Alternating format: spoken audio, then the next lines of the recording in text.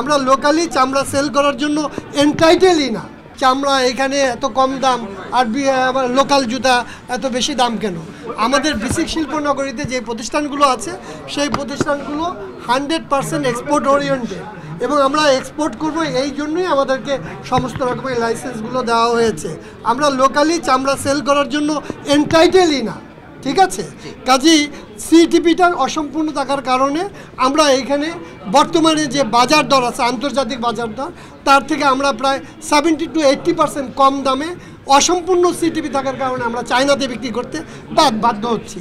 এটা যদি আমরা ভ্যালু এডিশন বাড়াতে পারি তাহলে আমরাও চামড়া দেখা যায় যে আগের জায়গায় যেমন 2015-16 সালে আমরা 2000 টাকায় চামড়া কিনতাম, আমরা আবার সেই জায়গায় যেতে পারবো যখন আমরা কেনা এবং বেচা এটা দুটাই একসাথে চলে।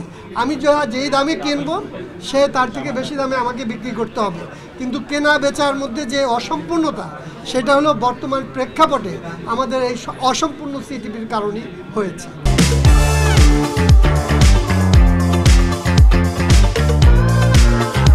আমাদের মাননীয় উপদেষ্টা আশ্বাস দিয়েছেন, আমাদের কথাগুলো ধৈর্য সহকারে শুনেছেন এবং সেই মর্মে তিনি আশ্বাস দিয়েছেন যে এই প্রবলেমগুলো সলভ করার জন্য তিনি ইতিবাচক দৃষ্টিকোণ থেকে দেখবেন এবং আমাদের যে সমস্যাগুলো আছে সেই সমস্যাগুলো যে প্রকৃতভাবে একটা সমস্যা সেটা শিল্প মন্ত্রণালয়ের সচিব এন্ডোর্স করেছেন যে আমাদের তরফ থেকে লেদার সেক্টর থেকে আমাদের সেই রকম অ্যাজ এ ওনার হিসাবে আমাদের যে পার্টিসিপেশনটা ছিল সেই পার্টিসিপেশনটা পজিটিভ ছিল, কিন্তু ব্যর্থ যেটা হয়েছে সেটা সরকারি প্রতিষ্ঠান বিসিকের কারণেই আমরা আজকে এই ব্যর্থ।